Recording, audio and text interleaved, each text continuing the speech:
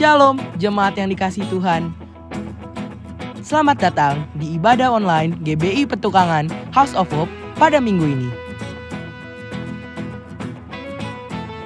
Untuk info persembahan, baik itu persembahan perpuluhan, umum, ucapan syukur, dan juga diakonia, bisa ditransfer ke rekening BCA seperti yang tertera pada layar berikut ini.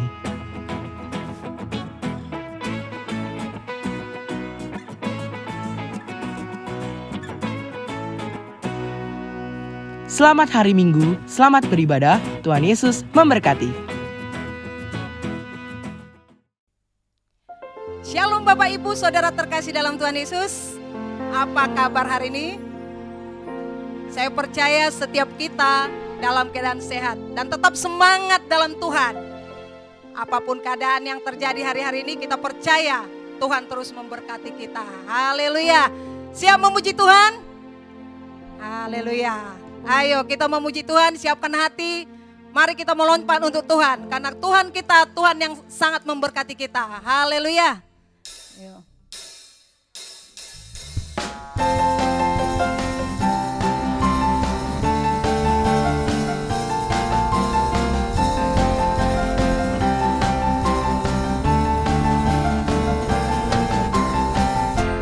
Kasih setiamu nyata bagiku, hikmat kebajikan tersedia bagiku. Selama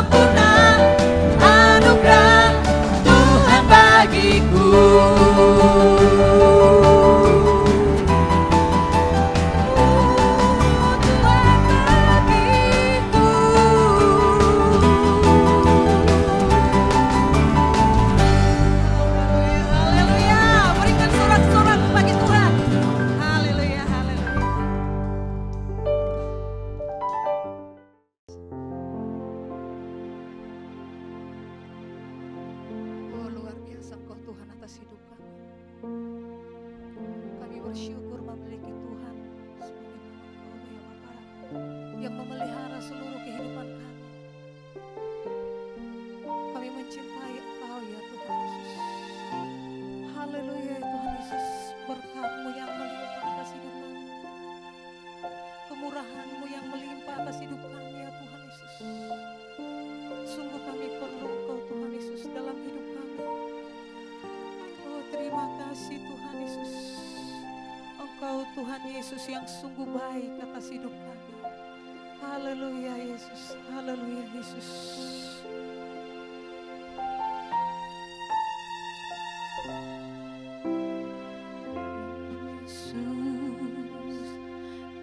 Sungguh baik Yesus, nama-Mu indah Yesus, ku cinta Kau selalu, ku tinggikan, ku agungkan selamanya.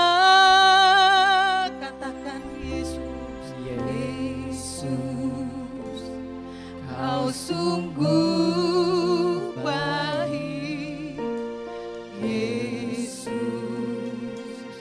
nama-Mu indah Yesus, ku cinta Kau selalu, ku tinggikan, ku agungkan selamanya. Memuji-Mu, haleluya Yesus. Ku selalu puji-Mu, ku mau menyembah-Mu, ku selalu sembah-Mu, Kau yang layak terima semua pujian, kemuliaan hanya bagi Tuhan. Haleluya Yesus, ini kami Tuhan Yesus.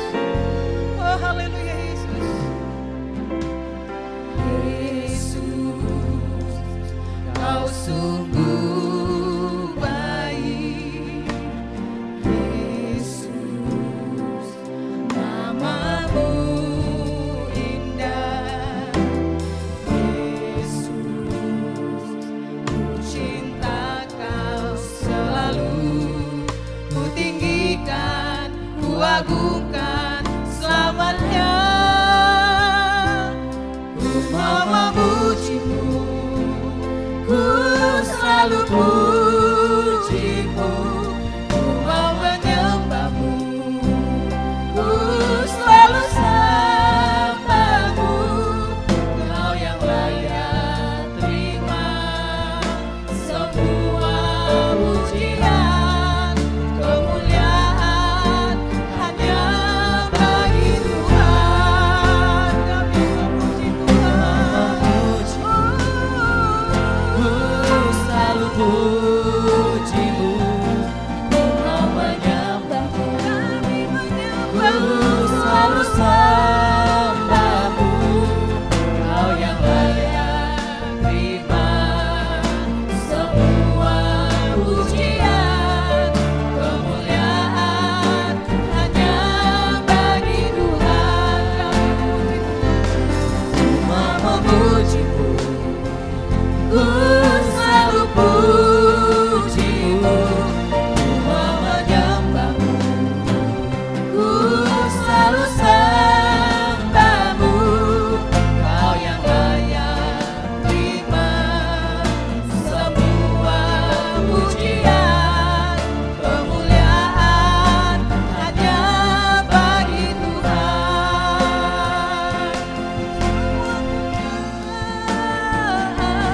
Dan keagungan tertuju padamu, Tuhan dan Rajaku, segenap jiwa dan nafasku menyembah Yesus yang hidup. Segenap jiwa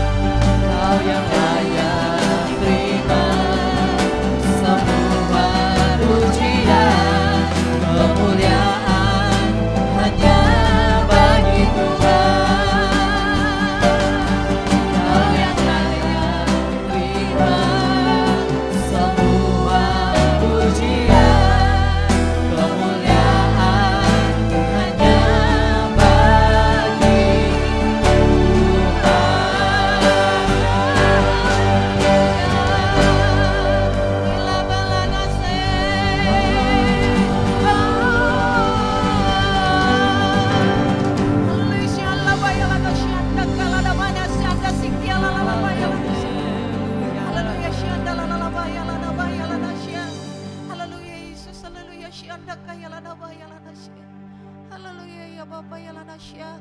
Haleluya Yesus, haleluya Yesus. Haleluya Yesus, haleluya. Haleluya Yesus, haleluya. Haleluya Bapa, haleluya Yesus.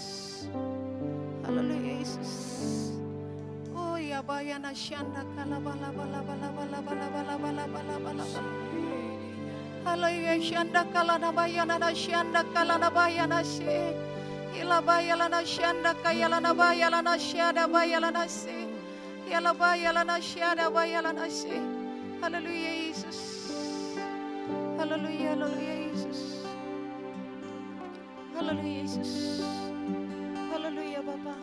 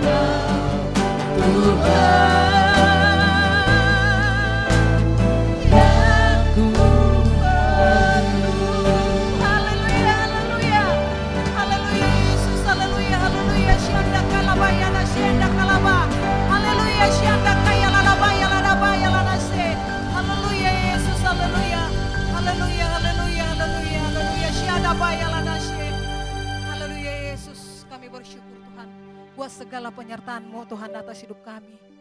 Terima kasih Tuhan Yesus, terpuji-puji nama Bapa. Di dalam nama Tuhan Yesus kami berdoa dan mengucap syukur. Haleluya. Amin. Shalom semuanya.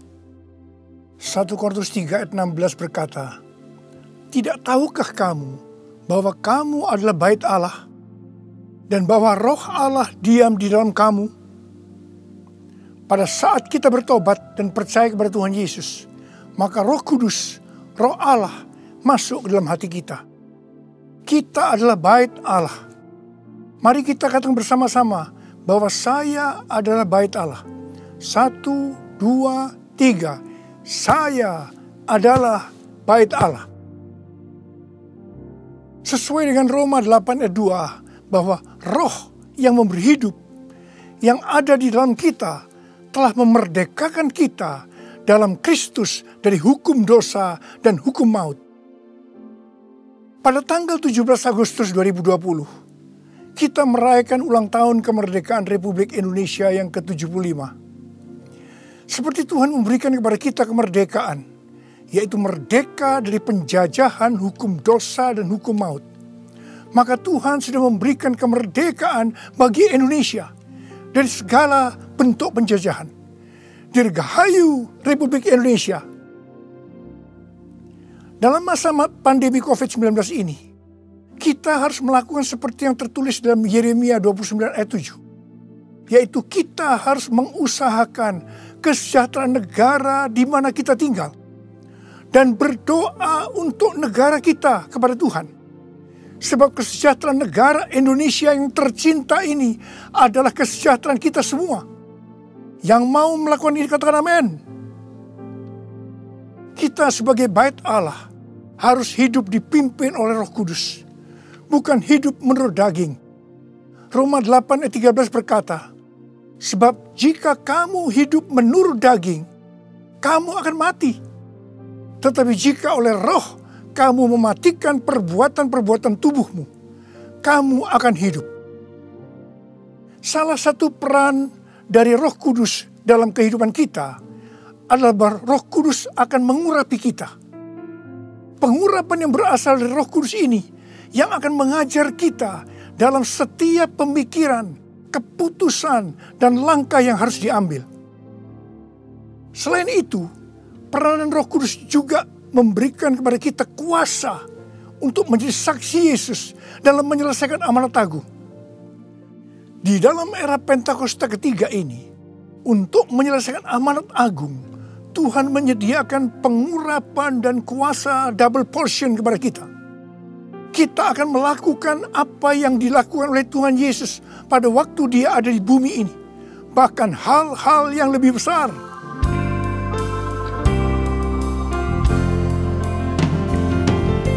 Anointing fall on me. Anointing fall on me. Let the power of the Holy Spirit fall on me. Anointing fall on me. Anointing fall on me. Anointing fall on me. Let the power of the Holy Spirit fall on me. Anointing fall on me. Anointing fall on me.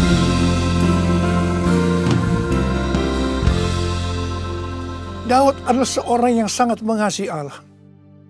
Daud merindukan untuk mendirikan bait Allah. Tetapi Tuhan tidak mengizinkan karena Daud seorang prajurit yang banyak menumpahkan darah.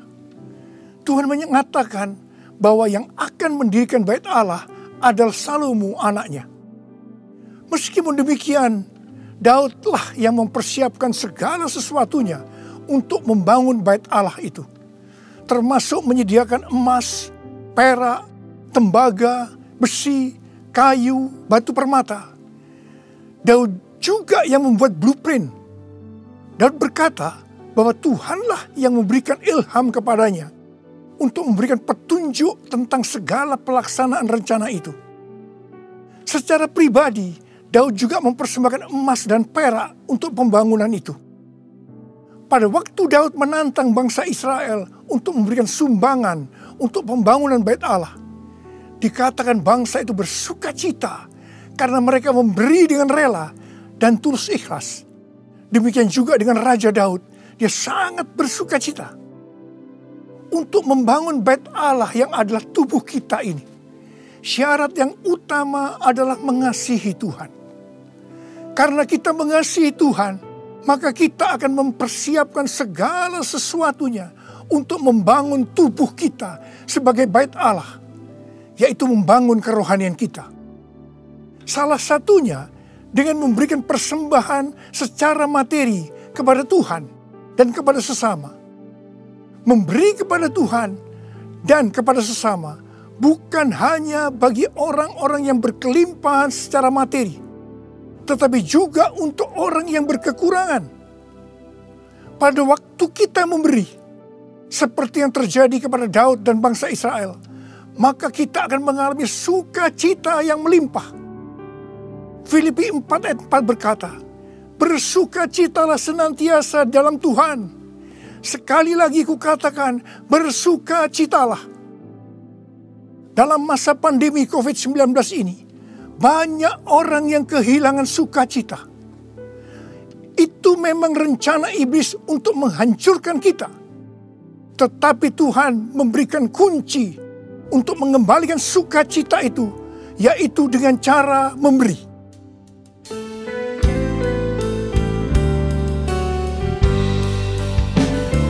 Jadikan aku bait suci-Mu yang kudus dan yang tiada bercela. Jadikan aku mezbah doa-Mu bagi keselamatan bangsaku, bagi keselamatan bangsaku.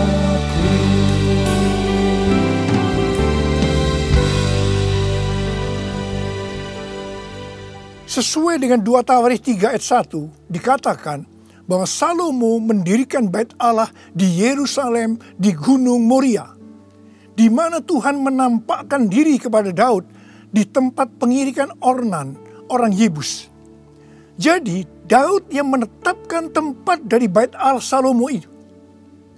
Bait Allah Salomo merupakan perpaduan dari tabernakel Musa dan tabernakel Daud. Tabernakel Musa berbicara tentang hukum Allah, sedangkan tabernakel Daud berbicara tentang doa, pujian, dan penyembahan.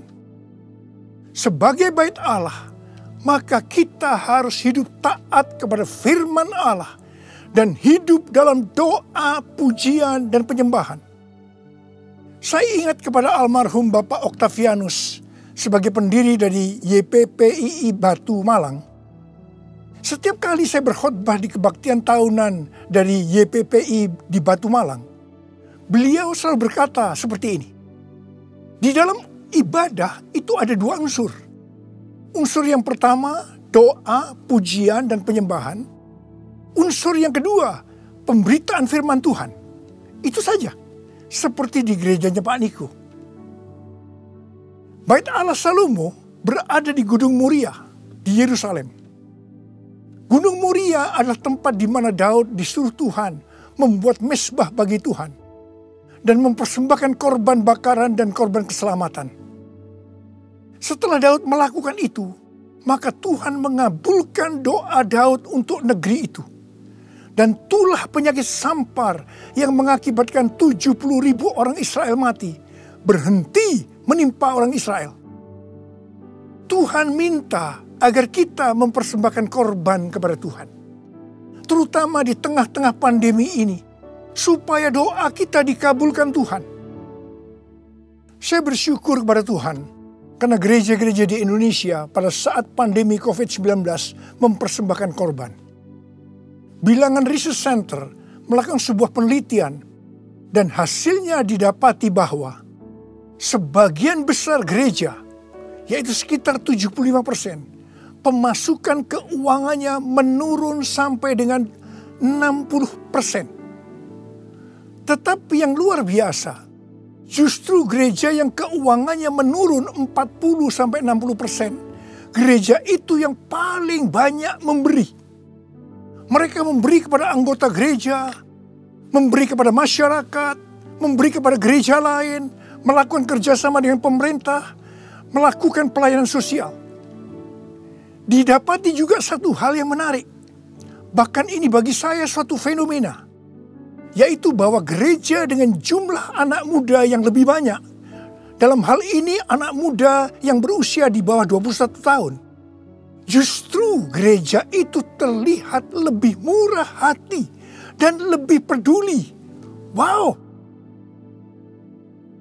Kemudian terjadi kebangkitan gerakan doa antar denominasi yang diikuti sebanyak 83,8% gereja.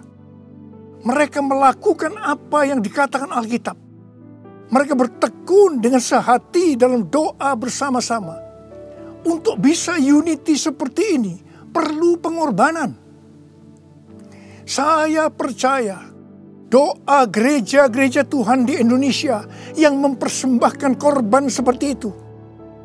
Yang sekarang berdoa agar pandemi segera berakhir dan tidak terjadi resesi ekonomi akan dikabulkan oleh Tuhan.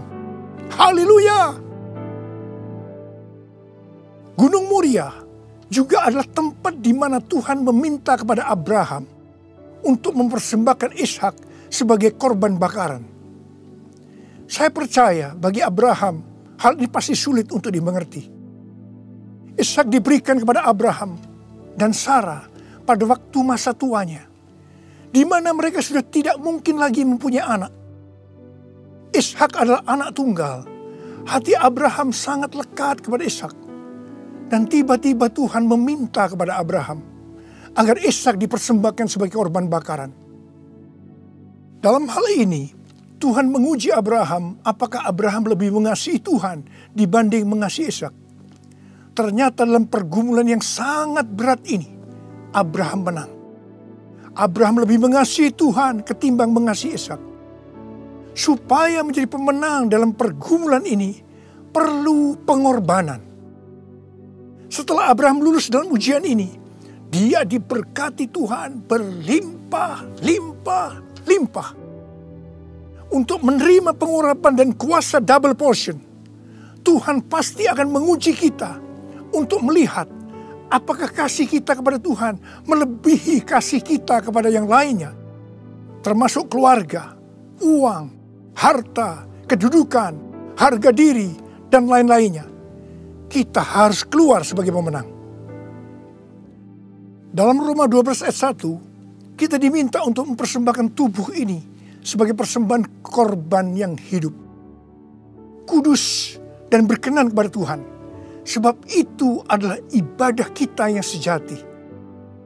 Untuk mempersembahkan tubuh ini sebagai persembahan yang hidup, artinya tidak mati secara rohani, tidak suam-suam kuku, kudus dan berkenan kepada Tuhan, itu perlu pengorbanan. Tidak benar kalau ada orang yang mempunyai pengertian bahwa setelah kita lahir baru, kita bebas melakukan apa saja dengan alasan pasti Roh Kudus yang menuntun sehingga Bapa akan tersenyum. Tidak benar. Justru kita harus berusaha sungguh-sungguh untuk mempersembahkan tubuh ini sebagai persembahan yang hidup, kudus, dan berkenan kepada Tuhan. Untuk itu perlu pengorbanan.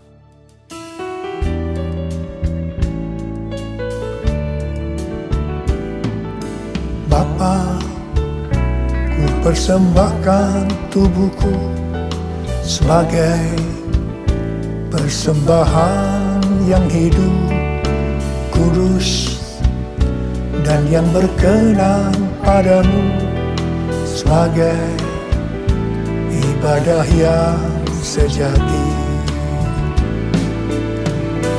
Ku sembahkan Tuhan, ku sembahkan Tuhan, ku Ku serahkan hidupku kepadamu untuk kemuliaan namamu, untuk kemuliaan namamu.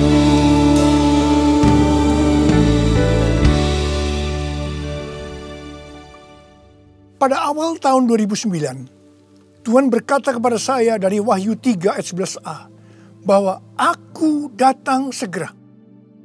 Saya sudah sering mendengar kata-kata ini. Tetapi pada saat itu ada sesuatu yang lain. Saya gemetar. Dan saya berkata kepada Tuhan, Tuhan, apa yang akan Tuhan kerjakan? Dan apa yang harus kami lakukan? 6 bulan kemudian, Tuhan baru menjawab pertanyaan tentang apa yang akan Tuhan kerjakan dengan berkata, aku akan mencurahkan rohku. Aku akan mencurahkan rohku. Pada saat Roh Kudus dicurahkan, akan terjadi seperti yang terdapat dalam Yoel 2 ayat 28 sampai dengan 32. Ada 3 tanda yang akan terjadi. Tanda yang pertama, anak-anak, pemuda, dan orang tua akan dipakai Tuhan secara luar biasa. Katakan amin. Tanda yang kedua, mujizat akan terjadi luar biasa. Tetapi tanda yang ketiga, goncangan juga akan terjadi luar biasa. Dengan adanya 3 tanda ini, maka Yoel 2 ayat 32 akan terjadi. Yaitu bahwa akan banyak orang yang berseru kepada nama Tuhan. Dan mereka yang berseru kepada nama Tuhan, mereka akan diselamatkan. Artinya, akan terjadi penuaian jiwa besar-besaran. Pada tahun 2013, Tuhan berkata tentang pencurahan Roh Kudus ini sebagai Pentakosta yang ketiga. Ini sesuai dengan nubuatan William Seymour pada tahun 1909, yaitu kira-kira 100 tahun ke depan, yang berarti pada zaman now akan terjadi pencurahan Roh Kudus yang luar biasa, yang melebihi pencurahan Roh Kudus di Azusa Street. Sejak saat itu saya terus-menerus memperkatakan tentang hal ini. Siapa yang mengira bahwa goncangan yang terjadi pada tahun 2020, pada waktu era Pentakosta ketiga, ini adalah pandemi COVID-19. Di sini jelas bahwa pandemi COVID-19 ada hubungannya dengan aku datang segera. Pada waktu Tuhan Yesus ditanya oleh murid-muridnya, apa tanda kedatanganmu dan tanda kesudahan dunia ini? Tuhan Yesus menjawab dari Matius 24 ayat 4 sampai dengan 14, yang juga terdapat dalam Lukas 21 ayat 8 sampai dengan 19, yang intinya akan terjadi yang pertama, goncangan terhadap orang percaya. Yang kedua, goncangan terhadap semua orang yang di bumi. Yang ketiga, pemberitaan Injil di seluruh bumi.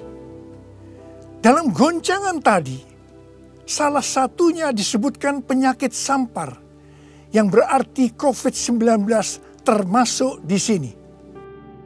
Jadi, pandemi COVID-19 ini adalah bagian dari tanda-tanda kedatangan Tuhan Yesus untuk kali yang kedua. Yang perlu diingat adalah bahwa yang pertama, kita tidak mengatakan bahwa setelah pandemi ini Tuhan Yesus pasti datang kembali. Dalam hal ini kita tidak pernah tahu. Yang kedua, kita juga tidak bisa berkata bahwa Tuhan Yesus pasti belum datang setelah pandemi ini, atau lama setelah pandemi ini berakhir. Dalam hal ini pun kita juga tidak pernah tahu. Yang penting adalah bahwa pandemi COVID-19 ini adalah warning kepada kita bahwa kedatangan Tuhan Yesus sudah semakin dekat. Kalau dalam kitab Wahyu saja, Tuhan Yesus berkata, aku datang segera sebanyak 4 kali. Waktunya sudah dekat, waktunya sudah singkat sebanyak 2 kali. Apalagi hari-hari ini. Pasti kedatangan Tuhan Yesus sudah sangat-sangat dekat. Saya percaya orang yang merindukan kedatangan Tuhan seperti pada jemaat mula-mula yang selalu berkata, Maranatha, sebagai doa dan sebagai salam, pasti akan lebih serius untuk menyelesaikan amanat agung Tuhan Yesus. Sehingga pada saat Dia datang kembali, kita akan mendengar suara penghulu malaikat, bunyi sangkakala, dan mendengar nama kita dipanggil. Haleluya!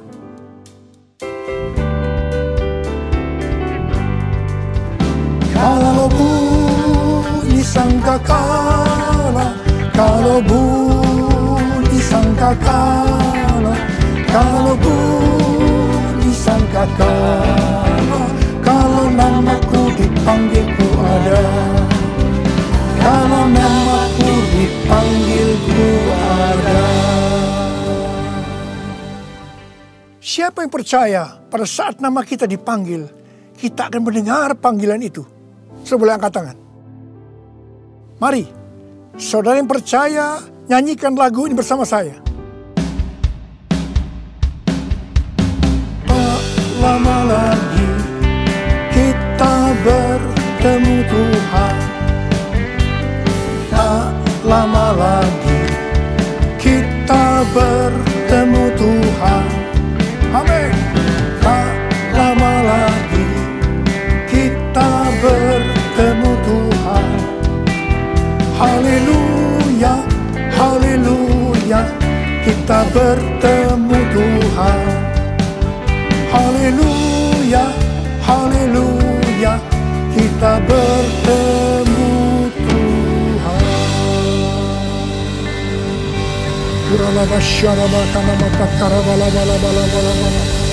Angkat tangan saudara, berbahasa roh, berbahasa roh, berbahasa roh saat ini. Oh dia bahkan nama ya oh Jesus, Jesus. Tidak lama lagi kami akan bertemu dengan Kau Tuhan. Kau akan segera datang kali yang kedua. Biarlah kami boleh mempersiapkan diri Tuhan. Kami berdoa buat anak-anak-Mu semua Tuhan. Pakai kami hari-hari ini untuk menyelesaikan amanat agung Tuhan Yesus. Curahkan pengurapan buat mereka. Terima, terima, terima, terima. Kamu berdoa di mereka Tuhan. Engkau menyembuhkan mereka yang sakit, yang mengalami kesusahan. Terima kesembuhan. Terima kesembuhan. Terima, terima, terima, terima. Ora labakan nama ya rala bala bala. Ora bala bala. Ira bala bala bala bala bala bala bala bala. Oh Yesus, Yesus, Yesus, Yesus. Oh Yesus, Yesus, Yesus, Yesus, Yesus, Yesus, Yesus. Mari saudara-saudara, kita akan masuk dalam perjamuan kudus. Kita akan mengingat ayat ini. Sebab setiap kali kamu makan roti ini dan minum cawan ini, kamu memberitakan kematian Tuhan sampai Ia datang. Perjamuan kudus adalah perjamuan Tuhan Yesus sendiri. Setiap kali kita masuk dalam perjamuan kudus, Tuhan Yesus selalu berkata begini, biarlah ini menjadi peringatan akan daku. Karena itu, mari arahkan hati saudara kepada kebaikan Tuhan. Kita akan mengingat kebaikan Tuhan. Mari tundukkan kepala. Tuhan, siapakah kami ini sebelum kami mengenal Engkau? Kami ini semua orang berdosa. Upah dosa adalah maut, mati. Tapi Engkau yang tidak berdosa telah dijadikan dosa oleh karena kami semua. Engkau harus turun dari sorga mulia, mati ganti kami dengan penderitaan yang luar biasa. Sungguh kalau kami pikirkan Tuhan, betapa baiknya Engkau itu. Engkau jadikan kami sebagai anak-anak-Mu. Engkau tuntun, Engkau bela, Engkau berkati, Engkau lindungi kami. Engkau juga tegur kalau kami salah. Engkau sembuhkan kami Tuhan. Itu Engkau ya Abah. Itu Engkau ya Abah. Tuhan terima kasih. Terima kasih. Saudara-saudara, Tuhan akan memberkati saudara melalui perjamuan kudus ini. Tapi Tuhan mau kita makan dan minum perjamuan kudus dengan cara yang benar. Karena itu masing-masing sekarang introspeksi. Lihat keadaan dirimu masing-masing. Jangan menyimpan dosa. Kalau ada dosa yang Tuhan ingatkan saat ini, langsung minta ampun kepada Tuhan. Minta ampun, minta ampun. Ampuni saya Tuhan, ampuni saya, ampuni saya. Katakan demikian. Tuhan, Kau melihat anak-anak-Mu sedang meminta ampun kepadamu. Ampuni ya Tuhan, ampuni ya Tuhan. Layakkan kami masuk dalam perjamuan kudus. Kami akan masuk dalam perjamuan kudus dengan hati yang penuh ucapan syukur. Dalam nama Yesus kami berdoa. Amin. Sekarang saudara, mari angkat roti di tangan kanan kita tinggi-tinggi. Sebab apa yang telah kuteruskan kepadamu telah aku terima dari Tuhan. Yaitu bahwa Tuhan Yesus pada malam waktu ia diserahkan mengambil roti. Dan sesudah itu yang mengucap syukur atasnya. Dia memecah-mecahkannya dan berkata, inilah tubuhku yang diserahkan bagi kamu. Perbuatlah ini menjadi peringatan akan aku. Sudah dikasih Tuhan. Bukankah roti yang kita pecah-pecahkan ini adalah persekutuan kita dengan tubuh Kristus? Mari kita makan dalam nama Yesus.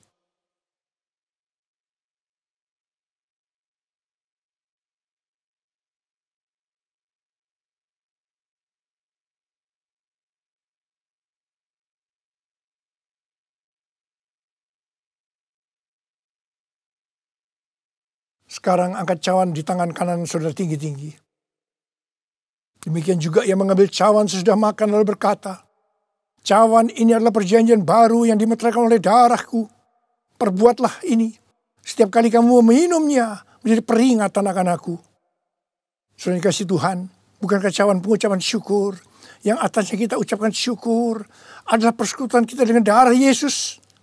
Mari kita minum dalam nama Yesus.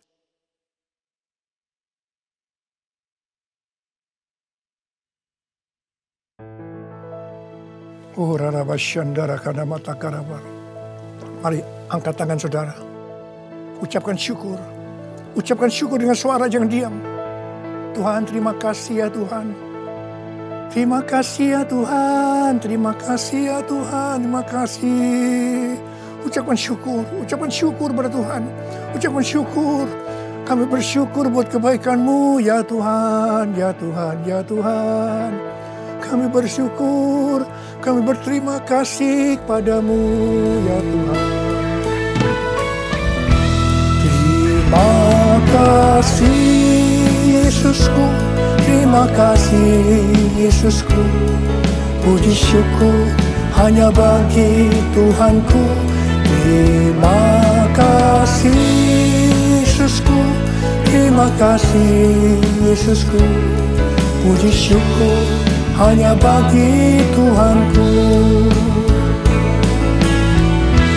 Terima kasih Yesusku, terima kasih Yesusku.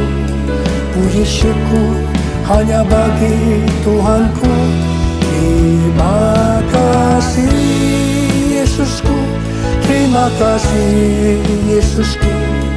Puji syukur hanya bagi Tuhanku.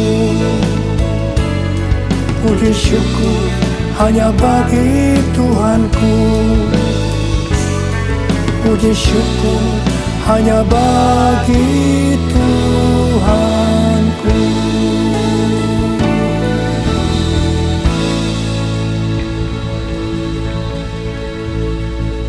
Terimalah berkat Tuhan. Kasih karunia yang berlimpah-limpah daripada Allah Bapa dalam anak yang tunggal Yesus Kristus. Persekutuan yang manis dengan Roh Kudus menyertai saudara sekalian mulai hari ini sampai Yesus datang menjemput kita di awan-awan dan bahkan sampai selama-lamanya. Yang percaya bersama-sama katakan amin.